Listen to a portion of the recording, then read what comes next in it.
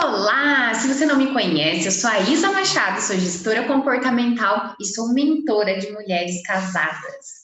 Tudo bem com você? Hoje a gente está aqui para falar sobre DRs. A mulher já foi muito famosa por gostar de DRs e que os homens não gostavam, mas hoje eu acredito que tenha muitas mulheres que também fujam das DRs. E hoje a gente vai conversar em como evitá-las de forma top, racional, estratégica, com consciência, né?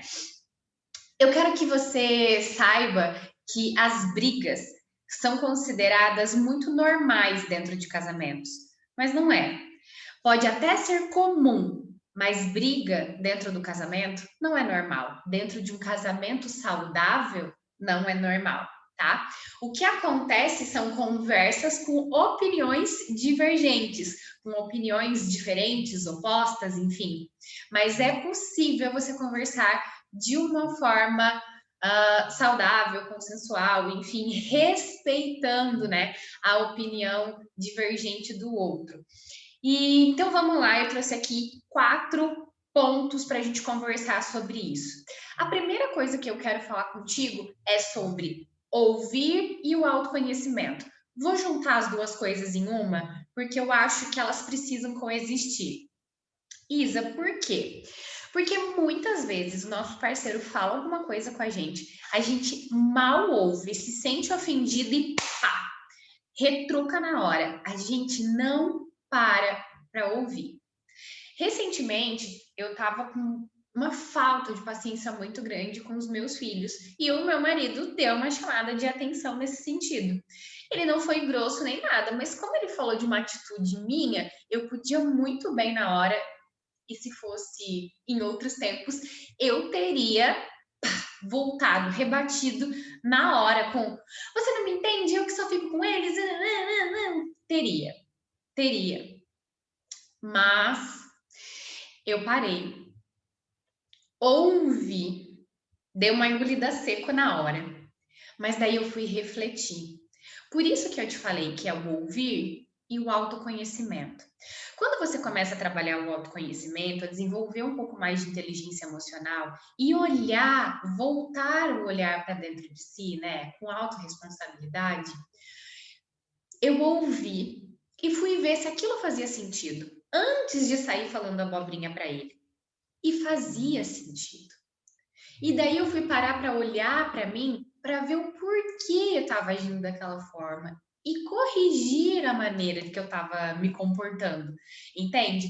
Se não fosse o caso, se eu achasse que realmente não fazia sentido o que ele falou, depois eu ia voltar e ia falar com ele, mas com ânimo mais baixo, não rebatendo imediatamente o que o outro falou.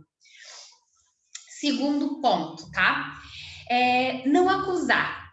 Porque, né, como eu acabei de falar, a gente já se sente acusado. Mas nem foi o caso, eu não acho que ele me acusou. Mas tem muitas situações que a gente já entra numa conversa acusando o outro. Porque você é muito bagunceiro, você deixa tudo pela casa, você é preguiçoso, você isso e aquilo, você não me ajuda em nada, você não me respeita, entende? Quando você acusa o outro, acusa a identidade do outro, automaticamente o cérebro dele entra em estado de defesa. Isso significa que ele parou de te ouvir e ele está só pensando em como se defender. A partir desse momento vai virar uma bola de neve. Ele te ofende, você ofende e vira só uma bola de neve. E aí você vê que criou toda uma situação e está bem longe de resolver o problema inicial. Então, não acuse. Quando você for falar com o teu cônjuge sobre algum comportamento dele que você não gostou, trazendo a autorresponsabilidade para si, você vai sempre dizer como você se sente quando ele age daquela forma, né?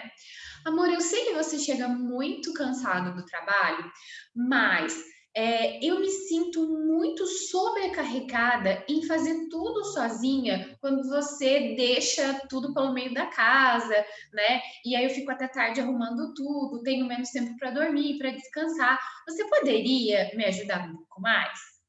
Quando você fala de você, o outro para te ouvir.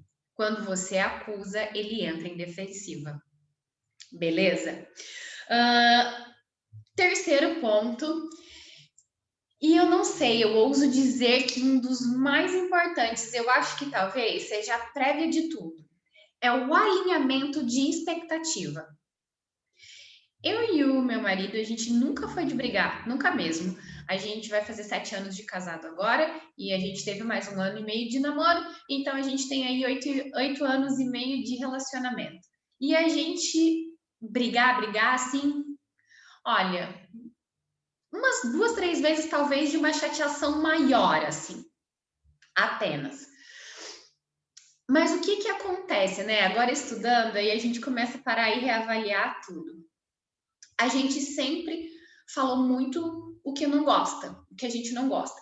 Então, desde comida, se eu fazia uma comida diferente, eu falava para ele: você tem que me dizer se você gostou ou não gostou, porque se você mentir para mim falando que você gostou, eu vou continuar por mais anos, décadas fazendo de repente para agradar e ele nem gostou, né? Então, sempre que a gente não gosta de algum comportamento, de alguma coisa que o outro fez, a gente fala. E quando você fala a primeira vez que o outro faz, é muito mais fácil de daí cortar aquilo pela raiz do que você ficar esperando ele fazer 1, 2, 3, 4, 10 vezes. Você tá por aqui e falar num outro nível de grosseria, às vezes, né? Porque tá com um tanque cheio, já tá à beira de explodir. Então, alinhe as expectativas. Se vocês têm que fazer alguma tarefa, alguma coisa dentro de casa, divida, mas converse. Não joga assim a coisa para o universo, tem que ser feito. Quem vai fazer? Que dia? Que horas? Conversem. Quanto mais alinhados vocês deixarem o que precisa ser feito na vida a dois, muito menos chances vocês vão ter de chegar na DR, né? De ir discutir por causa do comportamento do outro. Deixe tudo muito alinhado. Alinhem expectativas. Ninguém adivinha, ninguém é gênio, ninguém é obrigado a adivinhar nada. Beleza? E o quarto, e que, cara, divisor de águas, muda vidas, é você entender o perfil comportamental do teu cônjuge. Você entendeu o seu, né? E entendeu o dele. Quando você entende como você funciona e como ele funciona, você vai mudar o jeito de falar com ele. Se ele é um perfil dominante, são pessoas que gostam de falar de forma direta, objetiva. Ele não quer que você fique circundando, né, falando um monte da história. Ele quer que você fale de forma objetiva. Se você falar assim mais diretamente com ele, você vai evitar de levar uma patada, por exemplo, né? Se ele tem um perfil influente, ele vai querer conversar mais, né? Talvez você entenda por que ele precisa de trocentos amigos, por que ele gosta mais de sair, de falar com mais gente. Se a pessoa é estável, você vai entender de repente o ritmo dela, que é muito diferente do seu, que ela é muito mais tranquila. Se ele for conforme, você vai ver que você precisa falar com ele muito baseado em dados e fatos. Não adianta você vir com viagens e coisas mirabolantes. Ele é muito pé no chão. Você vai entender que ele não é pessimista, ele não está jogando um balde de água fria em você. É um jeito dele parar e analisar toda a situação para não correr um risco muito grande, diferente do dominante, por exemplo, que gosta de correr risco. Então, quando você entende o perfil do outro, é muito mais empática a conversa. Você entende como ele pensa e você consegue mudar a tua linguagem, você consegue comunicar com ele de forma mais assertiva. Esses são os pontos que eu considero mais importantes para você evitar uma DR, tá? Se você precisar de ajuda, eu estou aqui para te ajudar. A gente pode fazer análise de perfil comportamental e também a gente trabalha todos os outros pontos na mentoria. Um grande beijo para você, até o próximo vídeo.